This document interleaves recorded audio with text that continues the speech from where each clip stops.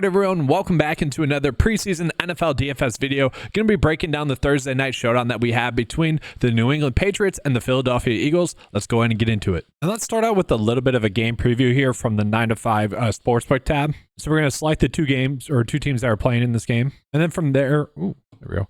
And then from there, we have the Patriots versus the Eagles. And we can see point spread wise, actually a little bit higher scoring than I would have thought, especially when you kind of look at the DraftKings slate. It'll show you guys that there's rain in the forecast. These two teams played in that kind of poor weather last week as well. The Patriots only ended up giving up 3 points in that game, and the Eagles only gave up 16. They both had low scoring games. But let's go ahead and take a peek at the New England Patriots for this game. Got a little bit of difference in terms of how some slates are kind of thinking the game is going to go. And injury wise, the New England Patriots are still pretty much good to go.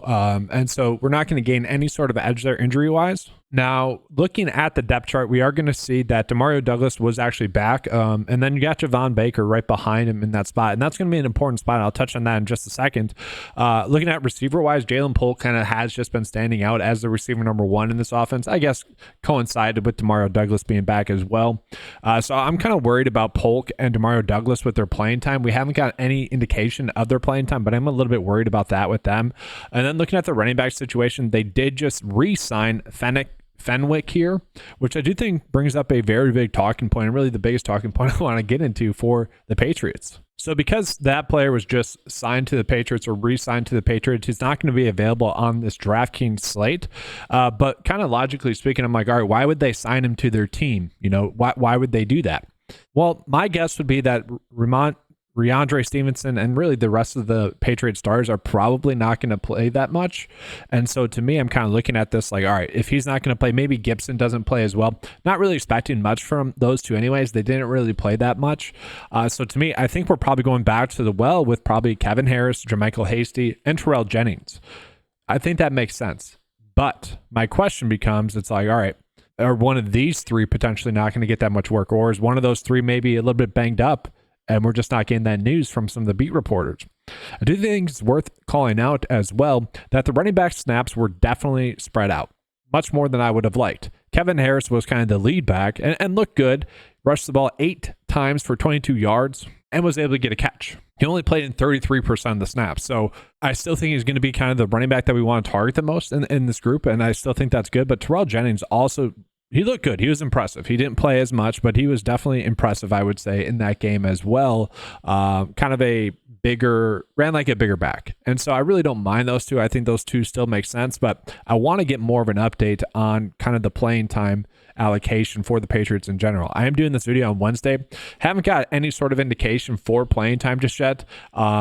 I would have thought we would have already, and so we probably will get that. I do plan on doing another live stream again.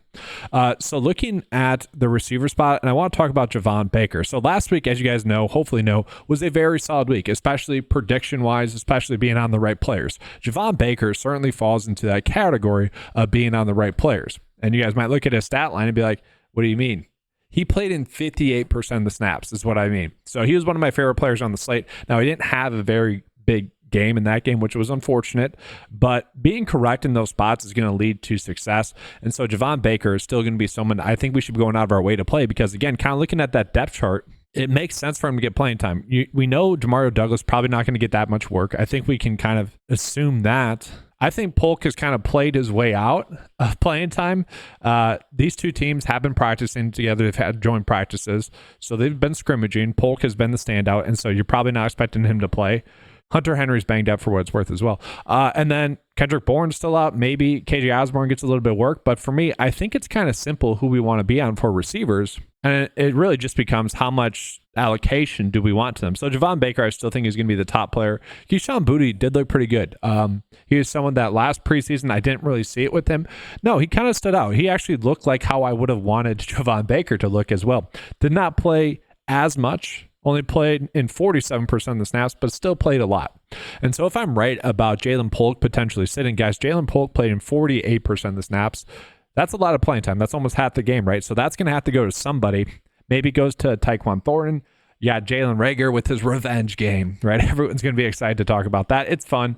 Obviously, going back against the Eagles, he's not a terrible player. At the same time, I don't really want to mess around with that. And so for me, like kind of the priority receiver-wise is going to be Baker. I think Thornton's fine. And Keyshawn Boutte, I think, is going to be what I'm looking at. And then running back wise for them, again, still probably Kevin Harris, still a little bit of Terrell Jennings. But the concentration should probably just be on the Patriots defense. We know they're going to go off. That's just what we want to be doing there. Tight end wise, just for what it's worth, I'll probably have some pieces of Bell, who is someone that they like. Looked okay last week, guys. What I mean by he looked okay, I went back, and this is something I do every preseason, try to do it every single week during the regular season as well. Went back and watched all the film, okay?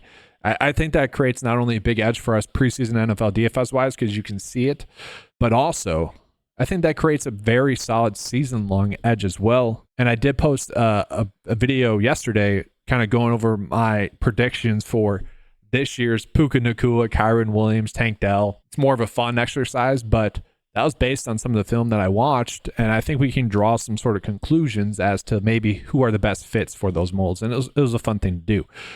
Check that out.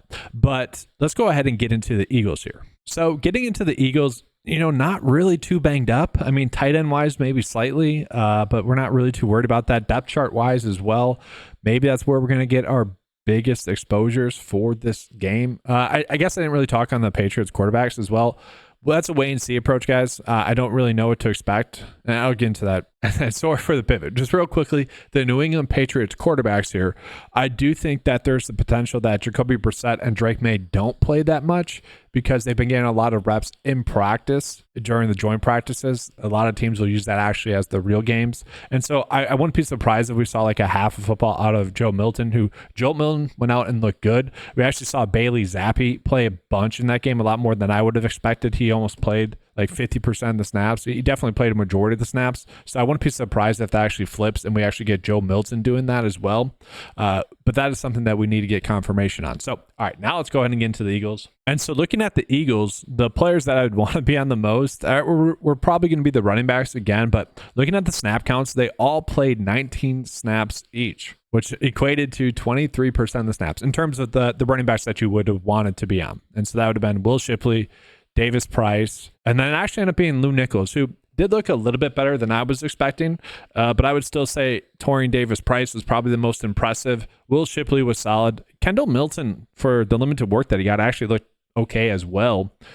So this becomes a guessing game. Now, again, on this slate, DraftKings is not giving us Torian Davis-Price, which is a little bit annoying.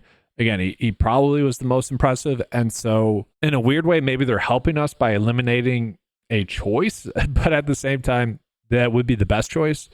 I still think it makes some sense for Will Shipley to get some work. Again, he looked solid. I wouldn't say he looked great, so there's definitely room for improvement there. Milton was a little bit of a bruiser. I don't mind that. But looking at the trends for the Eagles, not surprising that they end up splitting the workload in that game. Typically, they'll have some sort of featured back, but they do run the ball a lot, typically speaking, the Eagles. But given the amount of running backs that they had and kind of given the hype that was coming out of camp, did kind of seem like it'd be more of a split workload. And that's what we're expecting again in this game as well. So definitely a guessing game. I think we're just going to evenly split the allocation there. Wouldn't be surprising to see Milton get a little bit more work, but it's a guessing game. Quarterback-wise, it will be interesting to see if Will Grier gets some work. I don't think he's going to.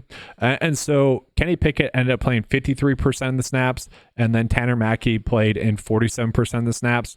Guys, Kenny Pickett did not look good. I wouldn't say Mackey looked good as well, but they are in a QB2 battle, and so maybe Mackey gets a little bit more work in this game. I don't think we're going to expect Jalen Hurts to play or any of the starters to play. Again, joint practices, don't expect the starters to play, and so I do think we probably want one of Mackey or Pickett. I don't think we want to go that crazy with either of them, but we do have an opportunity to stack here. And so for what it's worth, because of the injuries that the Eagles suffered at the tight end position, EJ Jenkins played a bunch of snaps, but that only led to 2 targets last week. So not exactly something we like there. And since I haven't pulled it up, I'll show you guys the snap allocation. So Milton did get 9 carries. That was a little bit more due to trying to kill the clock at the end of the game. He looked good, though, doing it. Okay. And obviously, Torrey Davis Price did look pretty good there as well. But on a showdown slate, I don't think we really want to mess with the tight ends. So let's go ahead and jump into a little bit of the receiver playing time. So again, did kind of nail Johnny Wilson as the receiver we wanted to be on playing time wise. Now, he only had 1 catch, 3 targets, almost made a difficult catch. Played him 50% of the snaps, though. Okay, so again, I still think he's probably going to be the one that we want to be on the most for the Eagles just because it makes the most sense for him to get playing time. But I will say, Britton Covey looked good last week, okay? And he was used in short yardage situations. I believe he ended up with 4 catches. But the nice thing about those 4 catches is they were all by design. They're all quick hitters for him. Well, I think all but one. And so that's huge. If we can just get a sneaky 2-3 points just on short receptions, that's pretty big. And so that is something that I think we could see again in this game. Now, John Ross, I don't want to say he looked good, but he looked better than I expected. He did not have the speed that you would expect, though. It was definitely strange there. Jacob Harris is fine. Like the rest of the players here are fine. We want to get our exposures to them. But really with the Eagles, I think what we want to do is probably play a little bit of Jake Elliott and play a little bit of the Eagles as well. I think I'd be fine going Pats D, Eagles D, and Jake Elliott, honestly. It's a showdown slate. A lot of the times we have to do something like that. For what's worth, it was funny. On the live stream, we had someone make a good call out. It didn't work out. It was supposed to be a rainy game with the Eagles versus Baltimore. And so the props wise, they're like, should we bet the unders for field goals? Those 1.5 field goals for like Jake Elliott and Tucker or Justin Tucker. I'm like, I think that makes a lot of logical sense. And sure enough, that's all there was field goals in those games. So kind of funny there how that worked out. But that being said, I think Jake Elliott is still going to be solid for us in this game as well. So I did want to get into the lineup builder as well. I'm not exactly going to give you guys a first look build for this. I think doing something like this is going to make sense. Maybe not Johnny Wilson in the captain spot, but something like this and then tack on 1 running back. Obviously, if we're playing maybe the Eagles in the captain spot, right, we'd probably want to play one of the Eagles running backs or something like that. Maybe have a little bit more of the emphasis on the Eagles and vice versa. Like Patriots, if I'm playing Patriots, I'm probably having Kevin Harris or Terrell Jennings in my flex, or maybe both. But let's see what the lineup builder is telling us to do. And so these are going to be my base projections for the slate right here, available on 9to5sports.com, including your $10 a month membership. And so let's just kind of do a general run. To give it a run, you have to just give it a few data points to go off of. So I'm going to do 35% max exposure for Eagles, Patriots, and then Jake Elliott. And then I'm just going to do about 55% max exposure just to see what it does. And so I clicked ran, and so this is what it's looking like. So the top build that it views data-wise is Eagles D, Jake Elliott, Johnny Wilson Jr., Kevin Harris, Patriots, and Terrell Jennings. Now, these are based off of my projections. There's not any sportsbook data going into that just yet, but this gives you kind of an idea of what I'm looking at in a more optimal way using the lineup builder. For what's worth, guys, lineup builder-wise, on Sunday had a 3rd and 4th place lineup, just purely using the lineup builder. It was kind of tilting because I was busy that afternoon, and the 3rd and 4th place running back had the same flex. Basically, the lineup was the same. It wasn't going to change much based off of the afternoon, Gabe. And if I would have just switched one of those to switch the flex, I forget who it was, but if I would have, it was like a 50-50 as to who you wanted to be on, like at the running back spot. I believe it was like Snoop Connor or Malik Davis. And if I would have switched to Malik Davis in one of them, I do win the GPP there, which was a little bit tilting, but still, it was a good week last week. Hope for an even better week this week. But that's going to be all for this video, guys. Thank you for watching. Good luck on this slate. Give a like and subscribe to the channel. I do appreciate that. Again, if you want access to the lineup builder, head on over to 9to5sports.com, available for just $10 a month, including that is all the prop tools that you need, as well as all the fantasy golf tools that you need. Thanks for watching. Good luck, and as always, let's keep cashing.